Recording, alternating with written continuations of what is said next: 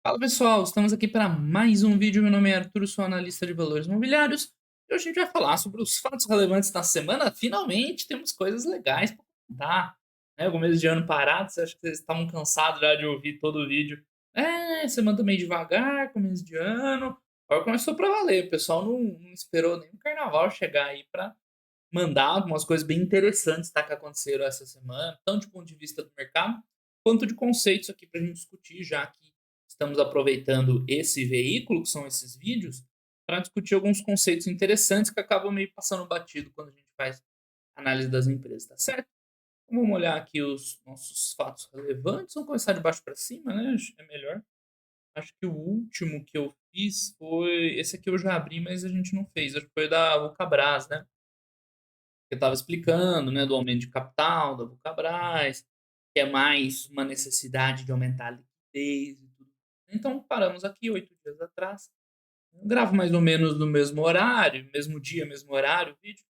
Então quando dá 7 dias é as novidades aqui. Então o Cotex está fechando, cancelamento de recompra, tranche. Aqui vocês já viram que eu já abri um spoiler de um assunto que a gente vai ver aqui, que é a redução de capital da Melius. Eu cheguei até a confundir a Melius com a Enjoei. Em um determinado momento teve alguém até que prestou atenção ali e viu, pô, você está confundindo. Por quê? As duas, para ser bem honesto, tem uma situação meio semelhante. Né? Vocês devem estar achando repetitivo, porque eu falei isso várias vezes da Enjoei, tá? Que elas têm. Na verdade, nem tanto, né? A Melius ela caiu muito. Ela, enfim, chegou a ser negociada lá. Quanto de valor de mercado? Ela é 6 bi de valor de mercado. Agora está com 600 milhões, caiu uns 90%. Tá? Mas a situação que eu me refiro é a seguinte: essas empresas fizeram IPO, então tem uma grana em caixa, mas por algum motivo o negócio não desenvolveu, né? No caso da Enjoei era lá, né, de venda lá das coisas usadas aqui. Tem nada a ver, o negócio é diferente. Né? Sai lá os pontos, programas e cashback e afins lá, né? Tem vídeo meu para quem quiser conhecer a empresa, quem não conhece, tem vídeo meu no canal. Então os caras fizeram IPO, levantaram uma grana legal, tá? Só que dá resultado, velho. O negócio não é bom, não consegue ter nem EBITDA positivo, nem receita crescente tá tendo, né? Diminuiu um pouco a sangria do EBITDA, mas a receita caindo não é um bom sinal. O prejuízo diminuiu mais porque o resultado financeiro está ajudando qualquer outra coisa, né? Queima a caixa, ou seja, uma empresa que com esses números é inviável. Se ela melhorar depois, no futuro, é outra história. Mas hoje, sem chance. Aí o que o pessoal vai fazer? Como tem grana lá do IPO, né, eles vão devolver uma parte para o acionista por meio de redução de capital. Esse tipo de empresa não consegue pagar dividendo, porque, enfim, para você pagar dividendo tem que ter algumas. Né, contabilmente, né, você tem que ter lá uma reserva de lucros e blá blá blá, tá, tem umas regrinhas, tá? Por a redução de capital social, se tem capital social, pode retornar para o acionista. E foi o que foi bloqueado lá na Enjoei. Na Enjoei, a então gestão anunciou essa intenção. Teve um player do mercado lá, um fundo de investimento que entrou, comprou a participação na empresa, votou não, foi obrigado a disparar uma OPA, hoje tem 60% da empresa, então olha os desdobramentos, né? Que foram depois disso. Na Melius é mais fácil, tá, pessoal? Notícia boa. Simplesmente vão retornar mesmo o capital. Esse é o fato relevante, né, que eles anunciaram na semana, né, a aprovação da restituição de 200 milhões. O que tinha de novidade lá no Enjoei, que aqui não se aplica, é que o valor da Enjoei que eles tinham proposto era superior ao valor de mercado da empresa, olha só, né? Aqui na Melius não é a mesma situação, né? A empresa vale 600 milhões, né? E vão retornar 200 para o acionista. Estão os 400 de caixa, atualmente, vão retornar 200 para os acionistas. Então, a gente meio que já falou sobre esse, né, sobre a motivação, tal. Não é uma boa. Assim, a notícia em si, o retorno de capital em si, é ruim, bom, tal. O ruim é o que ele representa, né? Representa que, olha, nós temos dinheiro aqui, o dinheiro de vocês e tal, mas a gente não tem o que fazer com ele. Não sei se a empresa não quer trabalhar com aquisições, não tem o que investir no próprio business, não tem novas avenidas. Não tem, velho, não tem o que fazer com o dinheiro. Então, antes de queimar tudo aqui com operação deficitária, vamos retornar pelo menos um pouco. essa é a ideia, tá? Tem uns detalhezinhos interessantes, tá? Então eles vão reduzir o capital social em 200 milhões. Ele é uns 600 e pouco, né? Que deve ser o dinheiro que foi levantado no IPO. Vamos abrir a conta lá do patrimônio líquido para mostrar para vocês, tá? Isso aqui é legal, porque tem várias dúvidas que surgem aqui desse mesmo ponto. Primeiro, o que é o patrimônio líquido no balanço patrimonial, enquanto eu estou abrindo aqui? Patrimônio líquido, ele não existe de fato, assim, concreto. Então o pessoal vê o dinheiro nas contas lá do patrimônio líquido e acha que a empresa tem aquela grana ali separada em algum lugar, depositada num banco e tal. Não, tá? Ele é meramente o patrimônio líquido, a diferença entre os ativos da empresa. Tá? Então aqui tem todos os ativos, ela tem de caixa, contas a receber, criptoativo, né? Porque a empresa trabalha com essas coisas financeiras, vai ter tudo que ela tem lá, escritório, móveis, não sei o que lá, tá tudo aqui imobilizado, investimentos financeiros, tudo que ela tem de bens, né, de ativos, está aqui. O passivo, todas as obrigações, é dívida, é contas a pagar, provisões e tudo mais. A diferença entre o que ela tem, né, de ativos menos, né, as obrigações é o patrimônio líquido, mas não quer dizer que existe uma conta com esse valor, tá vendo aqui de 900 milhões? Não tem esse valor em lugar nenhum. O que a empresa tem de dinheiro é isso aqui. Tá? É o caixa equivalente de caixa e os investimentos. Tá? Tem investimento de longo prazo, isso aqui entra no caixa também. Mas enfim, tem que ver lá certinho o que é, mas a princípio entra no caixa. Então, isso é o que ela tem de dinheiro, dinheiro. O resto, a gente falou, ela não tem fábrica, porque não é o negócio dela. Né? Poderia ser fábrica, propriedades, lojas. Caso uma empresa de tecnologia, não tem.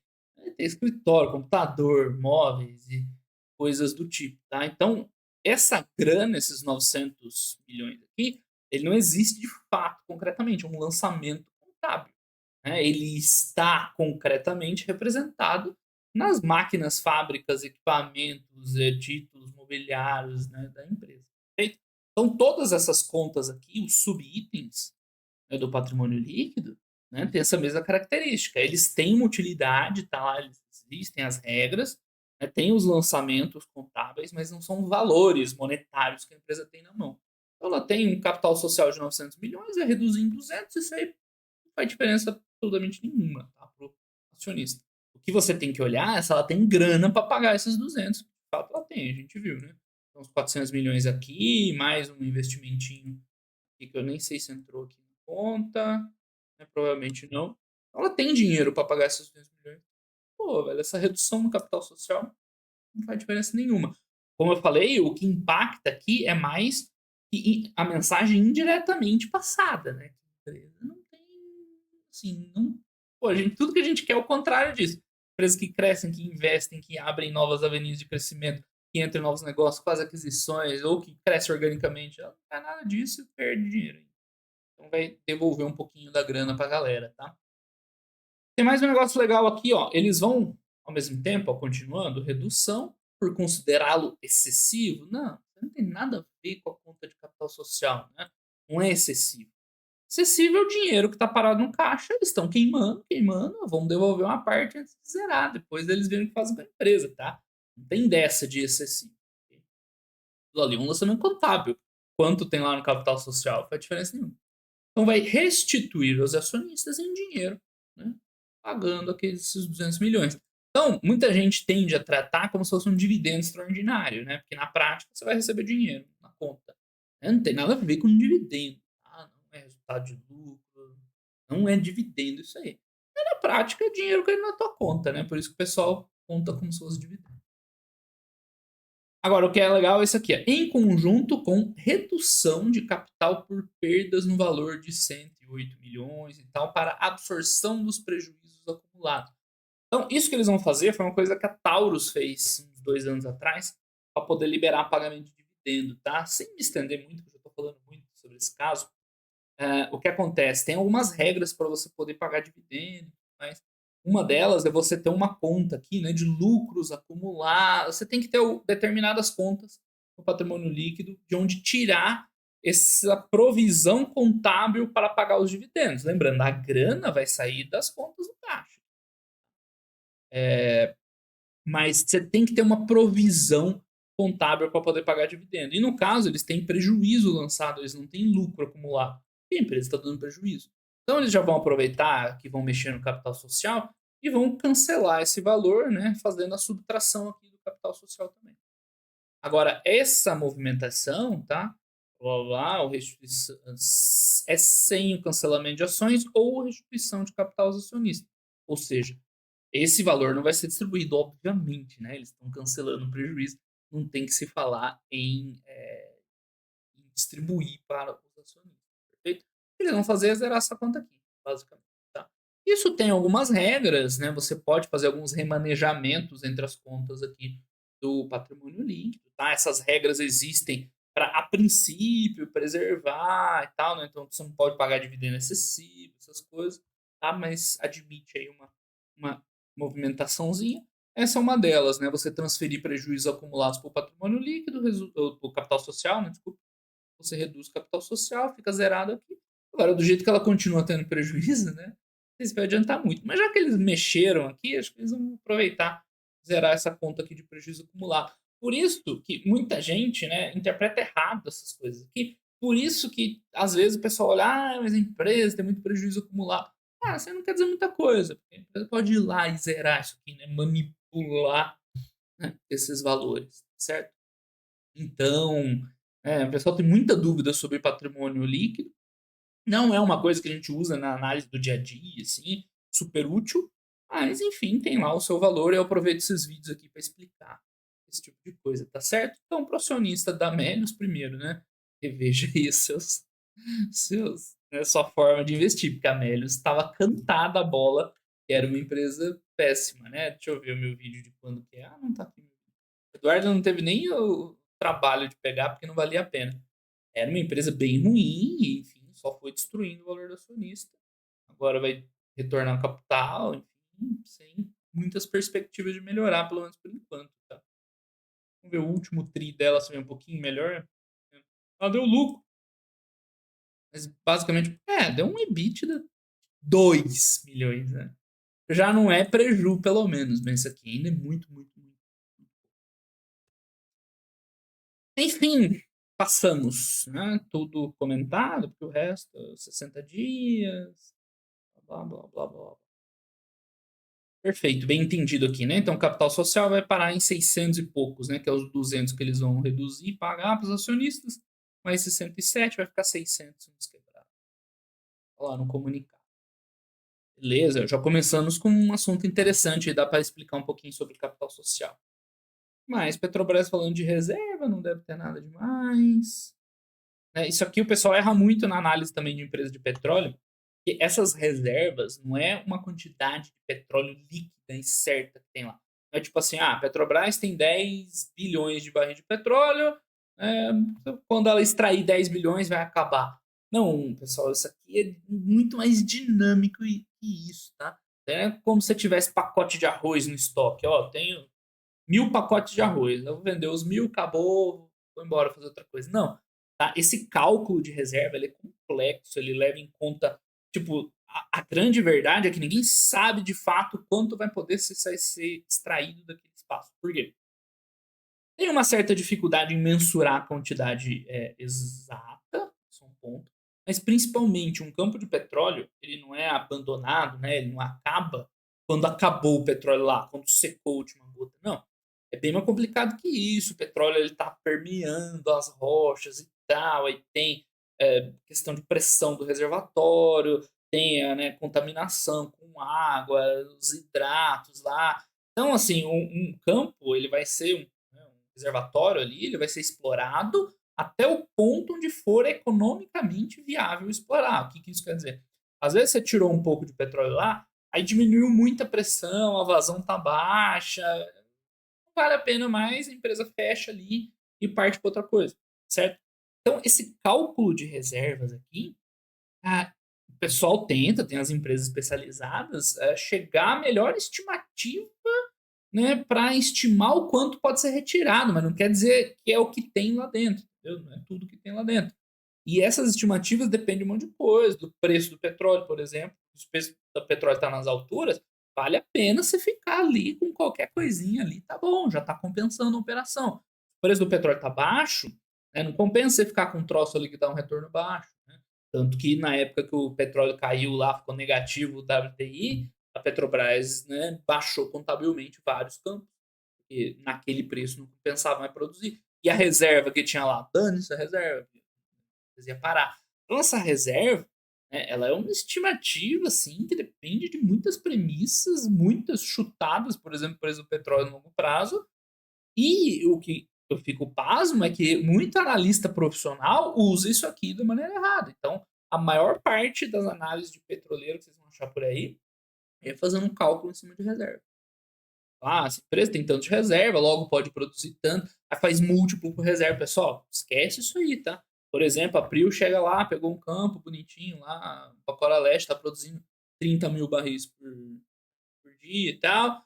Aí o que os caras fazem? Vão lá, furam um reservatório novo, aumenta instantaneamente o troço. Então é um negócio muito dinâmico, ele pode diminuir se der uma piorada nas condições, ele pode aumentar com novos redesenvolvimentos, perfurações, o preço do petróleo sobe, você vai extrair mais daquilo ali, se o preço do petróleo cai, você pode fechar antecipadamente. Tá? Isso aqui é um negócio muito assim por cima.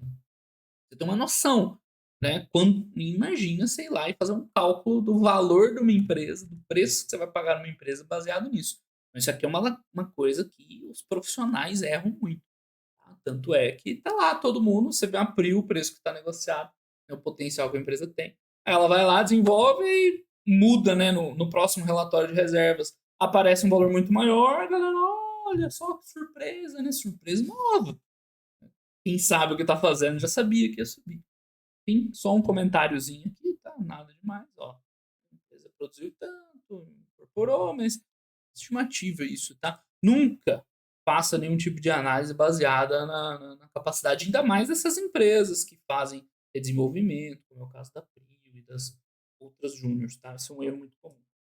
Ainda tem gente que teve a coragem de falar assim, que postou uma análisezinha dessas aí. Nossa, um lixo baseado nas reservas que tinha da Prio. Eu falei, cara, isso aí é muito ruim. Eu falei, não, é uma análise igual a que você faz. Ah, vai se ferrar, velho. Pelo amor de Deus, o pessoal não sabe dar valor pro que tem aqui.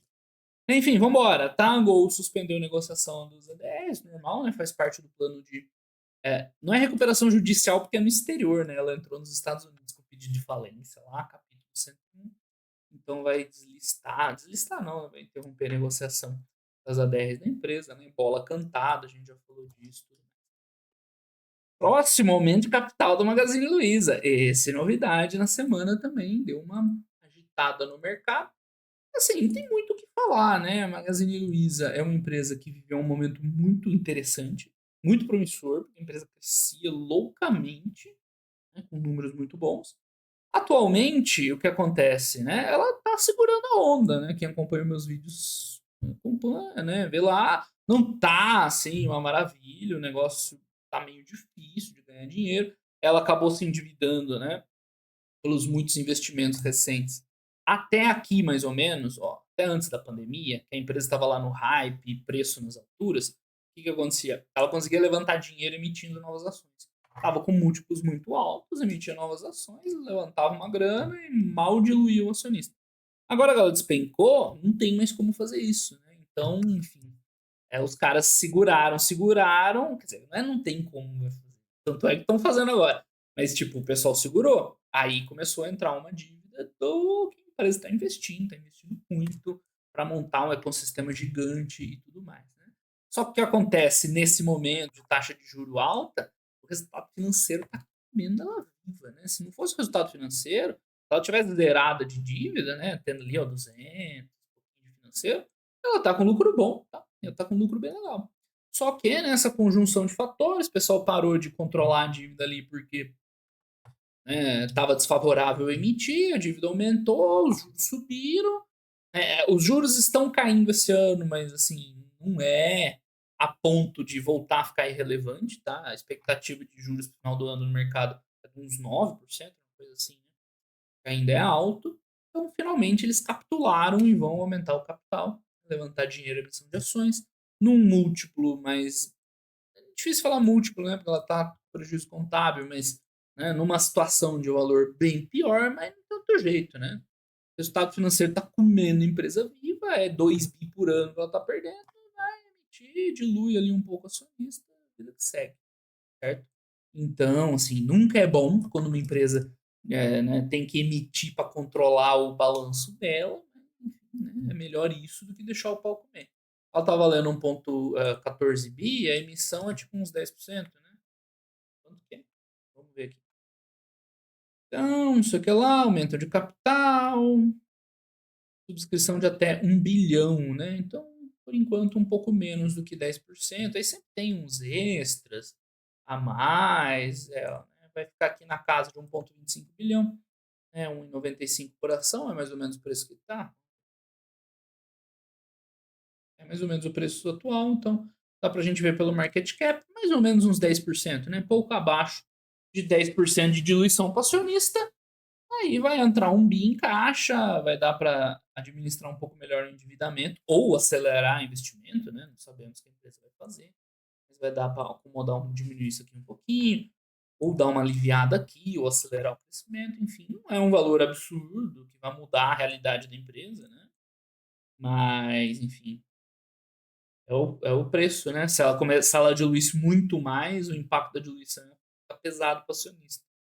Então, é o dilema que essas empresas que têm uma queda muito grande na cotação, né? Porque a gente fala, ó, a cotação não interfere nos negócios da empresa. A princípio, né? Diretamente, numa situação dessa, sim. Enfim, pela aquela queda violenta.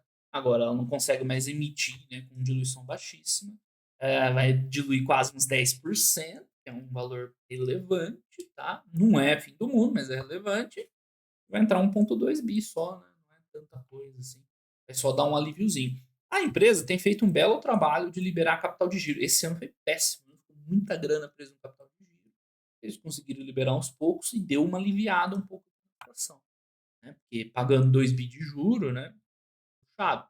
Então vamos ver se eles conseguem equilibrar um pouco mais aí a Magazine Luiza e não precisar de mais aumento de capital, né? Até a situação melhorar e tudo mais. A empresa continuar retomando o plano dela de longo prazo. Lembrando, o plano de longo prazo dela continua.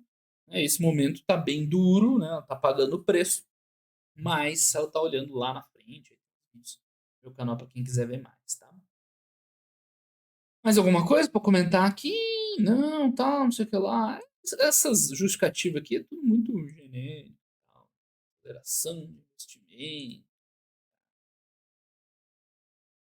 obrigação, confiança nos controladores, acelerar investimento. Nada demais. Perfeito, vamos embora. Tem alguma coisa nova da Vulcabras, fora o que a gente comentou semana passada? Vamos ver. Ah, é a oferta, né, propriamente dita, né? Até então a gente tinha visto o anúncio, é isso? Essa aqui era preliminar, né? Ainda não tinha, né, todos os detalhes. Esse é o edital propriamente dito, com todas as informações e tal. A gente já discutiu, né? No caso da Vulcabras, né, um movimento aí para aumentar o número de recursos em circulação. Vamos seguindo, Eucatex com opa, cancela. Oh, desculpa, isso aqui eu já passei. Vamos lá. Movimento, aqui a Gol, né? Como ela está lá em. Como é que chama aí? Falência? Recuperação judicial, não sei, né? Mas como eles, né, aplicaram para esse regulamento lá, agora, né, vão juntar os cacos, juntar os credores, ver o que faz, o que faz. Já não era uma empresa que a gente tinha que estar de olho. Uma CNZ Êxitos tá saindo, né? Vão fechar o capital, dane-se. Fizeram 3R levantando dinheiro. E agora, né, nada oficial sobre a eventual, né, junção da 3R com a PetroRecôncavo. Eu vi uma notícia que os caras contrataram uma assessoria financeira para avaliar aquilo que eu tinha falado, né? Ainda não era nada concreto, porque foi um dos acionistas, uma outra empresa de petróleo, mas um dos acionistas que sugeriu, né? Não partiu a iniciativa de nenhuma das duas empresas, mas o pessoal vai estudar, né, se é viável ou não, né? Aguardaremos aqui. Teve outro anúncio essa semana que a resposta foi bem diferente. Já vamos chegar lá. A Banco Alfa foi vendido por Safra, né? Eu não sabia por que tinha tanto aqui. Nada que nos interessa também. Enjoei lá. A Enjoei tá enroladaça, né? Ela iria seguir o mesmo caminho da Melius, mas aí entrou a galera lá, comprou, a gente já falou bastante e vamos continuar acompanhando. Por enquanto, né, só fecharam uma aquisição. Finalmente, começaram a fazer alguma coisa com o dinheiro, né? Não é grande, vamos ver se tem os valores aqui. Não, né? Só um avisozinho. Mas era pequeno.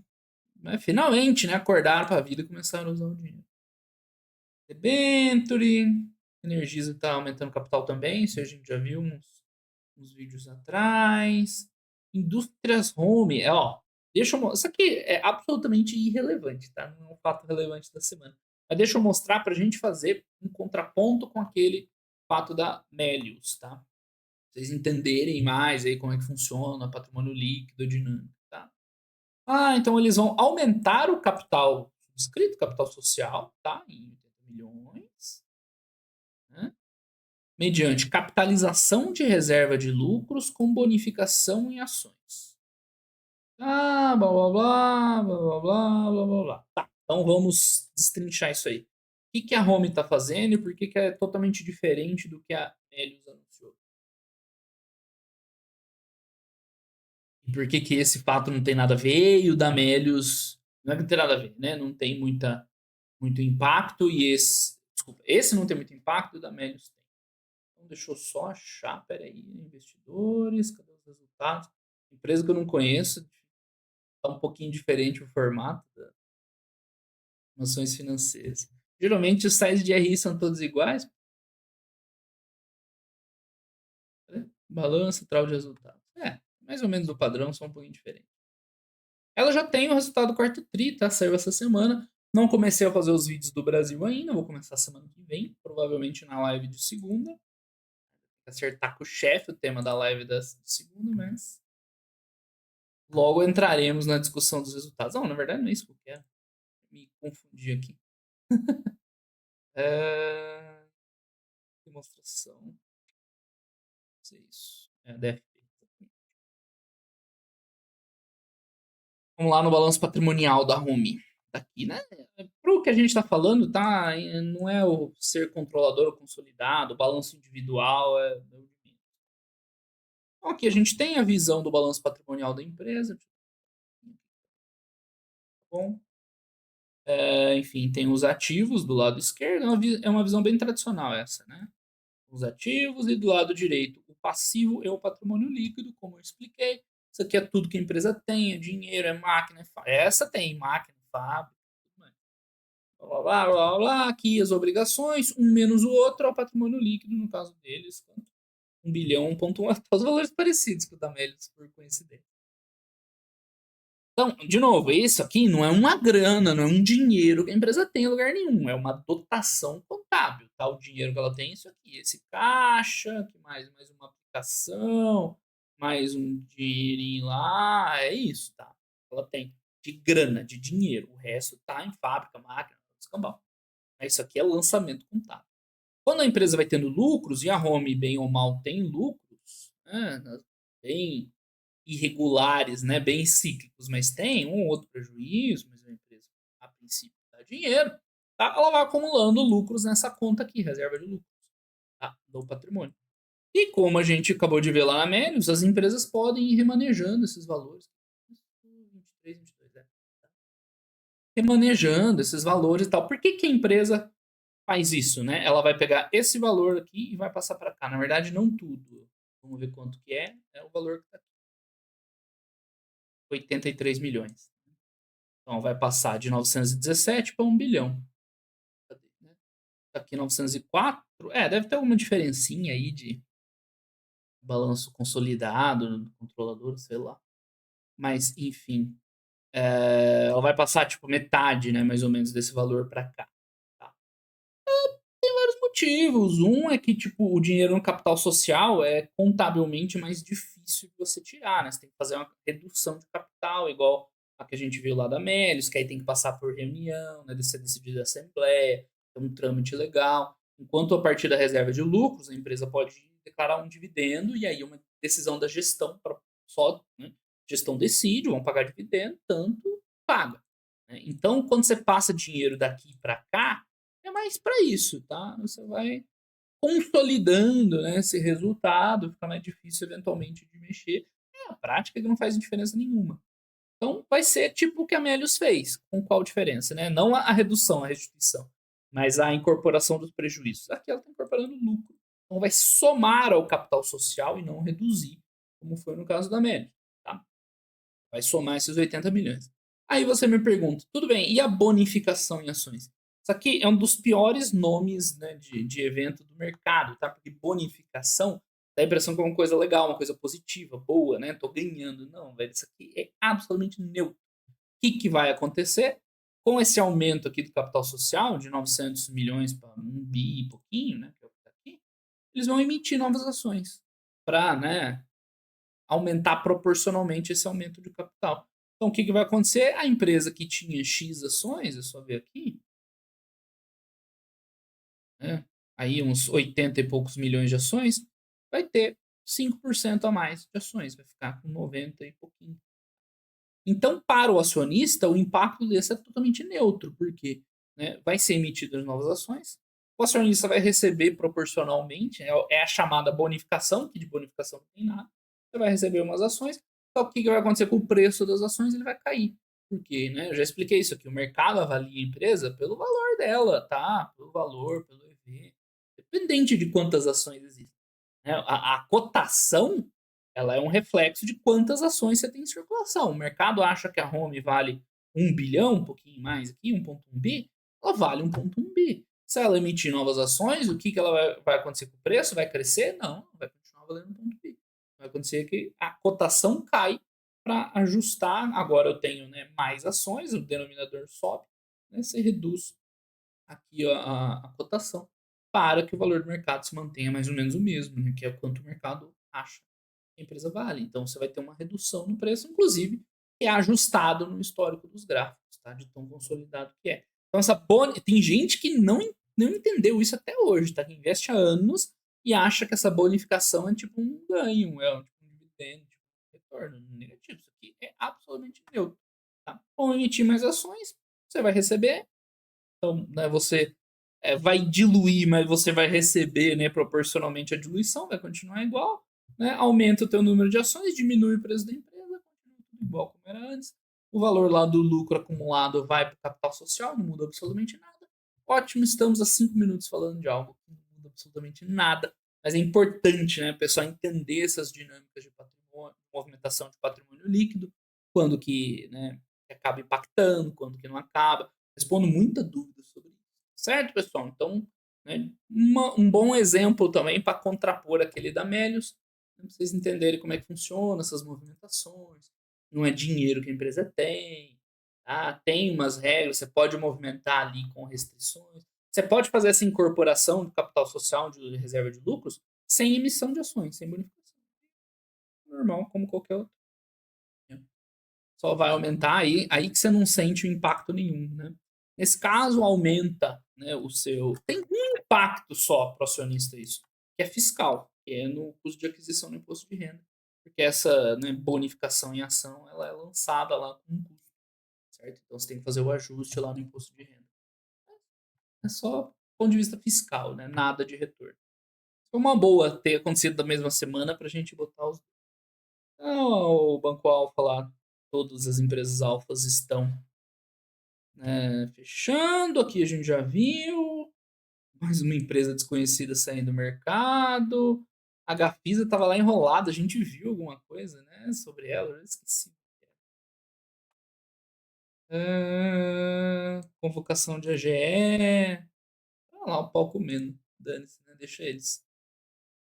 Chegamos no fato relevante da semana. Né? Notícia. Até agora, não, vocês vão ver, não tem muito que a gente comentar. Mas essa notícia é bem diferente, né, do que a da 3R com a PetroRecon. Né? Então, tanto a Soma quanto a Arezo divulgaram fato relevante, que deve ser igual, tanto faz o que a gente vai abrir, que é o seguinte, tá? O grupo Soma, né, e o da Arezo também, né, foi uma nota conjunta, mesmo conteúdo. Tendo em vista as notícias vinculadas à empresa, não vi quais foram essas notícias. Confirma que há conversas em andamento com a Arezo a respeito de possível associação, junção das suas operações de base acionárias, né, combinando as empresas e governança compartilhada. A famosa, né, fusão, se é aquisição, fusão, e tal, tanto faz, né, mas quando você fala assim em junção é porque, né, tudo baseado em troca de ações, certo? Não tem grana envolvida. Basicamente juntar a Soma e a Arezzo. Então, até aí, deixa eu comentar até aí. Cara, bem interessante a notícia, porque tanto a Soma quanto a Arezzo são 2 empresas muito boas, tá. Que têm uma trajetória parecida, embora a Arezzo começou lá nos calçados, agora está diversificando, né, principalmente com a reserva em vestuário, e a Soma é meio que o contrário, né. Começou com vestuário, várias marcas, agora tem uma outra coisa de calçado, tá. Mas tem características semelhantes que são, né, crescimento com aquisição e desenvolvimento de novas marcas, né, no caso da Arezzo até licenciamento de marca no exterior. As 2 tiveram um impulso pós-pandemia muito forte, fizeram um trabalho muito bom. Depois o pessoal da Soma comprou a Hering, que era um negócio meio fora do core, mas que eles transformaram totalmente. Hoje era um caixa legal para a empresa. A Arezzo, né, não fica atrás, não comprou uma Hering da vida, mas comprou várias outras marcas, né, diversificando. As 2 começaram a operar no exterior um pouquinho. Então lembra muito, né, são marcas fortes, são produtos de um valor claro, né, tem tudo quanto é tipo de produto aqui, são várias marcas, mas em geral no valor agregado mais alto, né, é uma execução focada em marca, moda, diferente da Renner, que é focada em varejo. Então as 2 têm muita coisa afim, né, muita coisa. Se fosse uma notícia envolvendo a Arezzo ou Soma e a Renner, aí eu acharia muito estranho. Tá? Como no caso, a primeira vez que eu ouvi falar Hering e Soma, parecia esquisito mesmo, depois a empresa mostrou, né, que ela conseguiu fazer um bom trabalho. Então, a junção das 2 é interessante. Sim, não é nada game changer, não é nada, pessoal, para soltar franga. Gente comentando, o povo fica todo oriçado, assim. Não, são não é nada, é igual o Fleury e o Pardini, né, 2 empresas boas, negócios bons, resolveram combinar, juntaram, hoje tá lá a empresa. Assim, depois que passou, né, enfim, tá lá, continua sendo uma empresa boa, mas antes era boa também as 2, né. Aqui no caso, eu imagino que seja mais ou menos essa mesma linha, tá. Não é que vai tipo assim, teoricamente, é bom que você tenha mais de uma empresa para investir, né, para diluir o teu risco, certo. Então, não é ao contrário do que a maioria pensa, eu penso diferente. Para mim, quanto mais empresa boa no mercado, melhor. Do que elas começarem a se juntar muito assim, eu não acho legal. Agora, no caso da Arezzo e da Soma, também é de boa, porque as marcas elas continuam existindo, né, independentemente.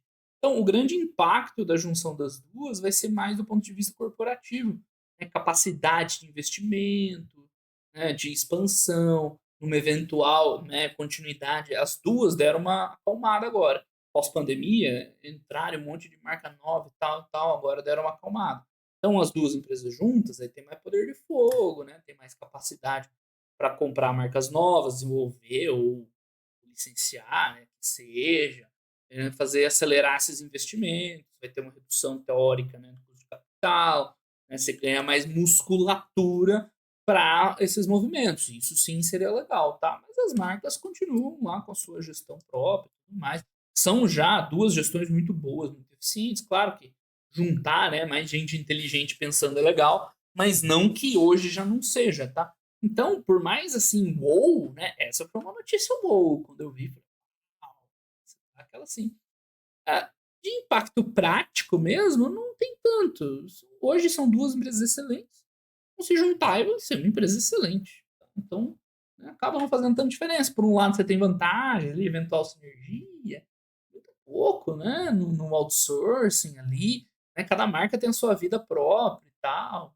Aproveitar alguma coisa do canal de distribuição, juntar esforço nesse investimento no exterior, no crescimento no exterior, pode ser. O que eu vejo mais promissor é tipo acelerar esse lance de House of Brands. Né, agora dá para pegar, legal, aí ela vai ter várias marcas, vão ter produtos overlapping, né? Porque até então a Arezzo dentro dela e a Soma dentro dela tentavam uma marca não sobrepor a outra. Agora vai ter sobreposição. E isso é uma característica dessas House of Brands de verdade, porque aí é outro lance, cada marca tem a sua marca, uma compete com a outra, inclusive, que é o que deve acontecer aqui também. Então tem coisas boas, tem coisas ruins, né? De você diminuir o número de empresas boas no mercado e tal. Então, para fins práticos, não muda tanto, assim, tá? embora a galera tenha soltado a franga. É nessa hora que você descobre, né, a pessoa que evoluiu mesmo com o investidor, do cara que continua um emocionado e só se comporta, né, como se tivesse evoluído. Agora, por que eu falei que esse caso é diferente do da 3R da Petro Recôncavo? Olha só o resto do comunicado, né, envolvendo ações, governança compartilhada, até aí tudo bem. Foi uma das coisas que eu comentei lá na 3R e Recôncavo. Não é assim, vamos juntar. Ah, mas peraí, quem que vai mandar? Né? Quem que vai ser o majoritário? Qual vai ser a relação de troca? Tem coisas a acertar. Só que aqui eles já sabem mais ou menos já, né? Um negócio combinado. O CEO da Soma, né? O Jataí, Roberto Jataí, vai ficar à frente das marcas da Soma. E o Alexandre Birman, que é da Arenzo, vai ser o CEO da companhia combinada. Ou seja, eles já avançaram nessas conversas, eles já meio que decidiram como que vai funcionar e tal, a estrutura. Não, você cuida disso, eu cuido daquilo, isso fica para mim. Então, assim, é bem diferente. Aí, no caso da 3R da Petro Recôncavo, eu fiz até aquela analogia, né? Quando a gente era adolescente, você queria lá ver as menininhas, mas não tinha coragem, né? Quando moleque frouxo. Aí você pediu para um amigo teu ir lá e falar, né? Oh, você e tal. É, enfim, chance de dar certo, tá? Depois que vai ver. Aqui já é diferente, né? Você chega para perguntar, ó, né? Você chega, né, chega lá no casalzinho e fala, não, a gente tá pensando mesmo, a gente já sabe onde a gente vai morar, vamos ter 2 filhos, um vai se chamar Maria, outro vai se chamar João, ou seja, né, a conversa já tá avançada. Então, né, tem muito mais chance de concretizar, do jeito que eles. Tinha outra alternativa também, eles simplesmente chegaram e falaram assim: ó, né, em resposta às notícias, né, informamos que não temos nada a adicionar, a empresa segue avaliando as possibilidades, mas não há nada concreto para informar. Podia ter falado isso, tá? Como a maior parte das vezes fala. Provavelmente isso aqui vazou, né, lá de dentro, aí alguém botou na imprensa, eles poderiam simplesmente dar essa resposta, não teria nada de errado. Né? Enquanto esses movimentos estão em negociação, estão em conversa, a empresa não é obrigada a informar, né, caso vá atrapalhar, ela entenda que vai atrapalhar o negócio. Tá? Quando não tem nada firmado, que é o que eles falaram aqui. Né? Mas não, falaram, não, é verdade, estamos conversando mesmo, já decidimos isso, decidimos aquilo e tal. Então é um negócio que tem boa chance de concretizar. Mas repito, tá? Né? A não ser que novos fatos venham, não é nada que vai mudar, assim, vai continuar sendo, né? Se tornaria uma empresa muito boa, mas hoje as duas separadas são empresas muito boas. Então, de efeito para, apesar do fator uau, né? Não tem grandes efeitos práticos, a não ser que você vai ter uma empresa menos para investir. Por outro lado, né? Sempre tem ali um ganhozinho, sinergia, alguma coisa. E vamos ver daqui em diante, né? Qual seria o apetite dessa empresa nova, recém-formada, para virar uma House of Brands para valer. Enfim, é a grande notícia da semana, né? Ainda tem fato relevante, blá blá blá, impairment, Bradesco de recompra e terminamos. Fatos relevantes dessa semana, do dia até o dia 2 de fevereiro. Legal, né? Hoje o vídeo já foi mais rico, já deu para a gente discutir alguns pontos interessantes aí, essa questão patrimônio líquido, né? Muita gente teve muita dúvida. No final é muito simples, mas é um assunto que geralmente a gente não aborda numa análise normal de empresa, né? Não tem por que chegar nesse ponto. E vocês viram, né, que tem essas movimentações. Então, empresa que tem lucros acumulados não quer dizer nada, aquilo ali já pode ter sido mexido, reincorporado, distribuído. Tá? Então, o patrimônio líquido não serve para esse tipo de análise. A gente viu algumas coisas aí. A grande notícia foi da Arezzo e da Soma. Né? Bem legal a nova empresa, mas enfim. Não que não seja legal hoje as duas separadas, né? São excelentes. Beleza, pessoal? Então, foi essa semana. Começou para valer o ano, né? Com várias notícias legais. Semana que vem começam os resultados, enfim. Antes do carnaval, olha só, estamos contrariando a lógica. Né? O ano já começou uma semaninha antes, duas, né? Antes do carnaval. Por hoje era isso aí, pessoal. Um grande abraço a todo mundo. E até os próximos vídeos. Valeu!